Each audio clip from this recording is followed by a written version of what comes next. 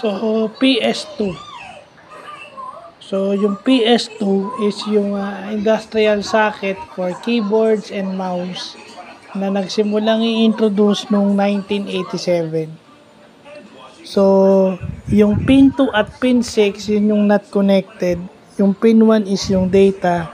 Pin 3 is yung ground. Pin 4 is yung BCC.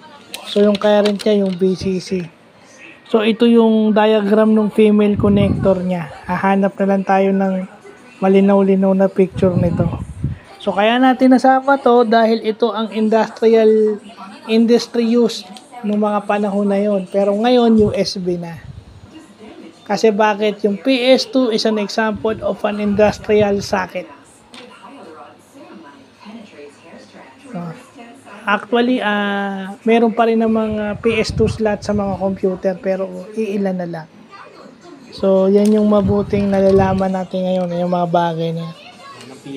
So, wala na ba? Wala na daw. Eto, yung kasama ko, nagsashop eh.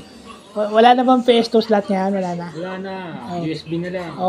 Puro USB na daw lahat. Pero, magandang malaman natin na nung dati, yan ang industry and widely used. Yung PS2 na yan. So, yun lang po.